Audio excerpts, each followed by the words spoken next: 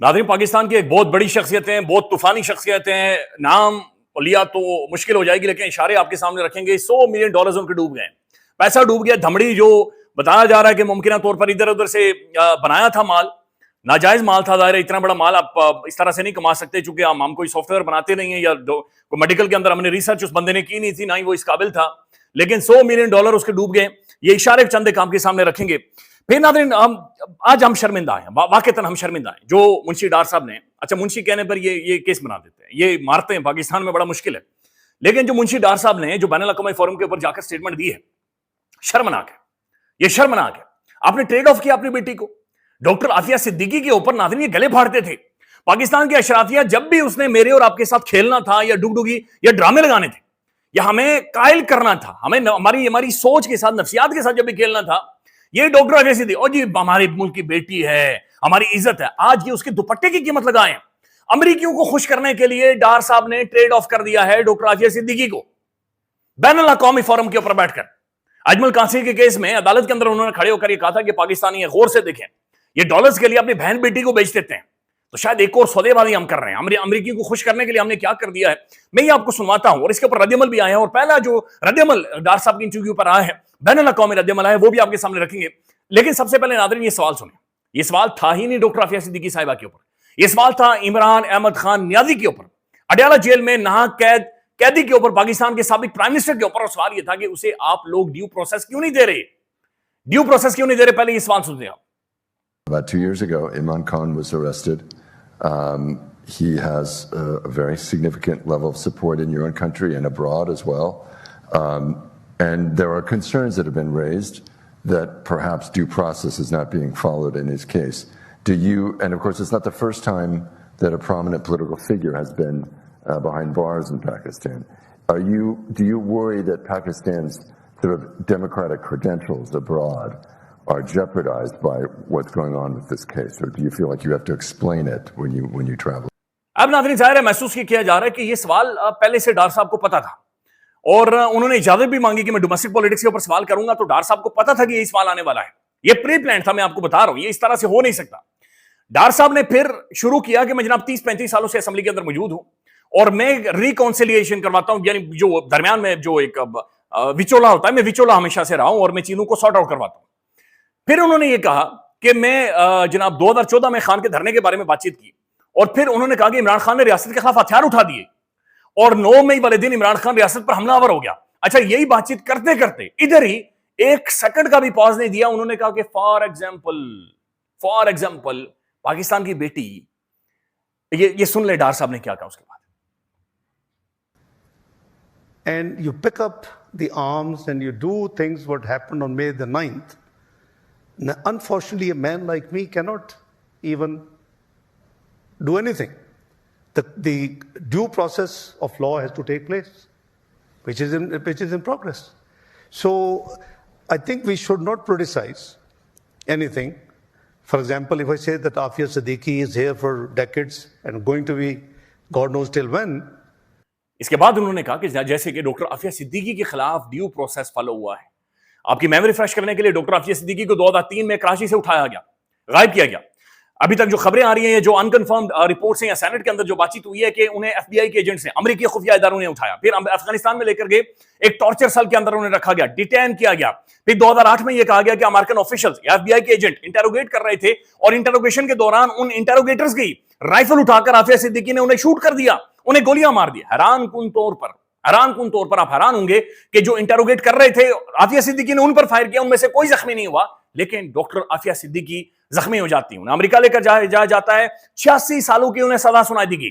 بنیادی کیس عافیہ صدیقی پر یہ تھا کہ یہ القاعدہ کو سپورٹ کر رہی ہیں، اور یہ بھی کہا گیا کہ شاید یہ القاعدہ کے لیے فائنانس یا پھر فائنانشل کیریئر کا کردار ادا کر رہی ہیں. لیکن حیران کن طور پر یہ جو الزامات تھے یہ پروسیکیوٹ ہی نہیں ہوئے.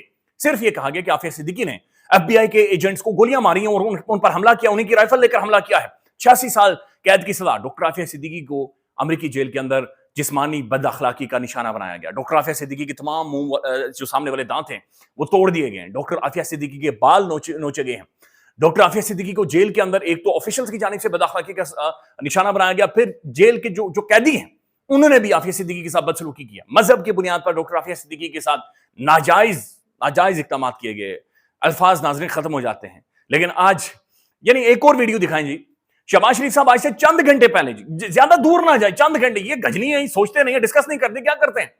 چند گھنٹے پہلے یہ ان کی بہن کے ساتھ مل رہے ہیں اور کہہ رہے ہیں ڈاکٹر عافیہ صدیقی کے ساتھ غلط ہوا, امریکہ میں ڈیو پروسیس ہی فالو نہیں ہوا. یہ ویڈیو دکھائیں جی.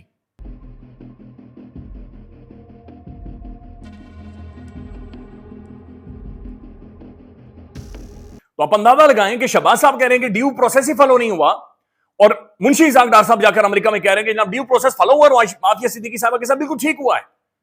That's sad, very sad. پھر آگے جا کر اسحاق ڈار صاحب کہتے ہیں کہ دیکھیں جی میں اور خان بڑے دوست بھی رہے, میں ڈونیشنز بھی دیتا رہا ہوں. یہ بھی دیکھ لیں. We were talking about earlier. By the way, we were friends and foes in a life. Imran Khan, before he entered in politics, he was a regular visitor to me for donations for his hospital.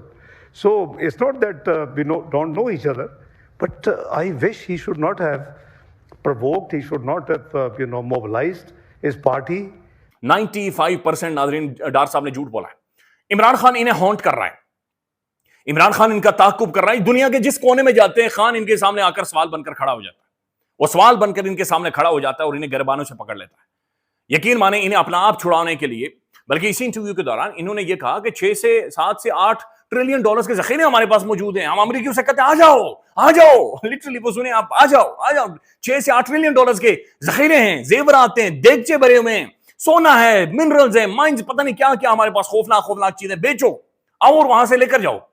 پھر ان سے یہ بھی سوال ہوا کہ بھائی ایک طرف ہم ملٹری ہارڈ ویئر چین سے خرید رہے ہیں, انڈیا کو سیکا لگایا آپ نے چین کے ہتھیاروں کے ساتھ, ادھر آپ امریکہ میں بھی پینگے لے رہے ہیں. تو ڈار صاحب نے کہا نہیں دیکھیں جی یہ تو کولڈ وار والا سیزن نہیں ہے نا, تو ہم بیلنس کریں گے اور ہم برج کا کردار ادا کریں گے. بھائی دو سپر پاورز چین اور امریکہ کے درمیان آپ ابھی بھی کلیرٹی وہاں پر ڈار صاحب کی نظر نہیں آئی, حالانکہ پاکستان کے فارن منسٹر کے طور پر وہاں پر بیٹھے ہوئے تھے. یہ کلائیو اسٹیفرڈ اسمتھ ہیں, یہ بتایا جا رہا ہے کہ وکیل ہیں ڈاکٹر عافیہ صدیقی صاحبہ کے. انہوں نے ٹویٹ کیا ہے, انہوں نے کہا کہ sorry but this is idiotic. اب ایڈیوٹک کا مطلب برائے مہربانی کمنٹس میں آپ بتائیے گا, مجھے واقعہ نہیں پتا, لیکن انہوں نے کہا کہ یہ کوئی فارغ ہی ہے. ڈیو پروسیس, آگے انورٹڈ کاماز میں ڈیو پروسیس لکھا ہے, does not equal something where Aafia had no witnesses. Aafia یعنی ان کی گواہی کے طور پر ہی کوئی بندہ ہی نہیں پیش ہوا. They lied and it was all false. انہوں نے جھوٹ بولا ہے اور یہ سب کچھ جھوٹ تھا, غلط تھا. That's called a miscarriage of justice, not what's due. Again اس نے inverted commas میں لکھا ہے. میرے خیال میں ہمیں پتہ ہی نہیں ہے جی miscarriage of justice کیا ہوتا ہے, ہمیں پتہ ہی نہیں ہے ڈیو پروسیس ہوتا کیا ہے. سر we don't know. یہاں پر آپ صرف یہ دیکھیں نا, اگر یہ ساری چیزیں ہمیں پتہ ہوتی تو کیا یہ ممکن تھا کہ پاکستان کے اندر یہ کچھ ہوتا یا رات کی تاریکی میں ہوتا. یہ رات کی خبر ہے, یہ ویڈیو اگر دیکھیں ہم چلا سکتے ہیں یا نہیں چلا سکتے ایڈیٹر صاحب. قانون نافذ کرنے والے اداروں کا بحریہ ٹاؤن کے سربراہ ملک ریاض کے قریبی ساتھی کرنل ریٹائرڈ خلیل الرحمان کی رہائش گاہ پر ریڈ. کرنل ریٹائرڈ خلیل الرحمان کو گرفتار کر کے نامعلوم مقام پر منتقل کر دیا گیا. آپ یہ صرف ویڈیوز دیکھیں کس طریقے سے گرفتار کیا جا رہا ہے.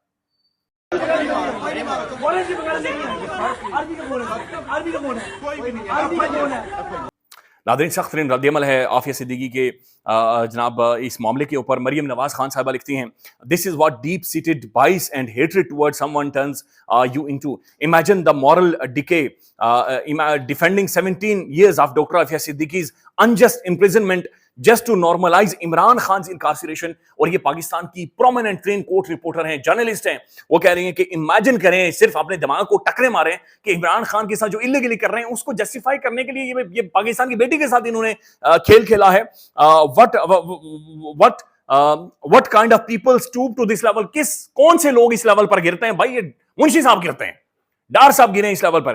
امیر عباس صاحب لکھتے ہیں شرمناک, انتہائی شرمناک ہے, غیر مقبول اور غیر آئینی ہائبرڈ نظام کے وزیر خارجہ نے امریکی آشیرواد اور خوشنودی کے لیے پاکستان اور پاکستانی قوم کا 20 سالہ بیانیہ اور موقف تو برباد کر دیا ہے. جس نظام نے یاسمین راشد کو 38 سال کی سزا سنا دی, اس سے اور کیا توقع کی جا سکتی ہے کہ وہ امریکہ کی جانب سے ڈاکٹر عافیہ صدیقی کو دی جانے والی 86 سالہ سزا کی مخالفت کرے گا. پہلے پرویز مشرف نے عافیہ صدیقی کو امریکیوں کے ہاتھوں بیچا تھا اور آج دوسری بار نون لیگ اور پیپلز پارٹی نے عافیہ صدیقی کو بیچ دیا ہے. پاکستان میں یہ عافیہ صدیقی کی بے گناہی کے چیمپئن بننے والے امریکہ میں امریکیوں کے سامنے عافیہ صدیقی کی سزا کی تائید کرتے ہیں. شرمناک, اٹس شیمفل. ناظرین کہا جا رہا ہے کہ پاکستان میں کسی کے $100 ارب جناب ڈوب گئے. یہ محمد ہارون اسلم صاحب نے ٹویٹ کیا ہے. A prominent figure from a political family lost a staggering $100 million on in cryptocurrency easy come easy go. یہ $100 ملین چلے گئے اور سنا ہے کہ ان کا بلڈ پریشر ہائی ہو رہا ہے, انہیں چکر چڑھ رہے ہیں اور انہیں غصہ چڑھا ہوا ہے. پھر ایک اور خبر آئی ہے ناظرین, یہ ندیم ملک صاحب کہتے ہیں کہ ایک بڑی سیاسی گھرانے کی شخصیت کے کرپٹو میں $100 ملین ڈوب گئے ہیں. پھر اس کے اوپر شہباز گل صاحب نے جو کمنٹ دیا, اشارہ دیا, انہوں نے ہلکا سا اشارہ دیا ہے, اس کو سنیں, شاید آپ اس شخصیت تک پہنچ جائیں. خیال رکھیے گا, اپڈیٹ کریں گے. دل دکھا ہوا ہے, یقین مانے دل دکھا ہوا ہے, شدید دکھا ہوا ہے. اللہ حافظ. $100 ملین جو ہیں وہ کرپٹو کرنسی کے اندر ضائع ہو گئے. درست سن رہے ہیں. یہ بیسیکلی جس شخص نے انویسٹ کیے وہ خود سیاست میں نہیں ہے. نام میں نہیں لوں گا, آپ نے خود سے سمجھنا ہے. دبئی میں رہتے تھے پہلے, آج کل پاکستان میں ہیں, ہاؤسنگ سوسائٹی بنا رہے ہیں. وہ ایک بڑے وزیر کے خانوادے سے ہیں. انہوں نے لوگوں کا پیسہ پکڑ کے, جو ہمارے پاس اطلاعات ہیں میڈیا سے, جو ہمارے پاس صحافیوں سے اطلاعات ہیں, تو اور لوگوں کا جو پورے کا پورا اس پر اوپینین ہے, اس میں یہ بتایا گیا ہے کہ انہوں نے لوگوں کے پیسے انویسٹ کروائے. $100 ملین کرپٹو کے اندر انویسٹ کروائے گئے, اور اس کے بعد کروائے تو زیادہ ملین ڈالر گئے, لیکن $100 ملین جو ہیں وہ اڑ گئے. اس میں سے $100 ملین کا نقصان ہوا ہے. اور اب وہ ہنس کے دکھا رہے ہیں, لیکن وہ جو صاحبزادے ہیں وہ آج کل بھی پاکستان میں ہی ہیں. میں نے جیسے آپ کو کہا کہ اب ان کے والد محترم کا ان کے اوپر بہت ہاتھ ہے, اور وہ آج کل ایک ہاؤسنگ سوسائٹی بنا کر بیچنے کی کوشش کر رہے ہیں.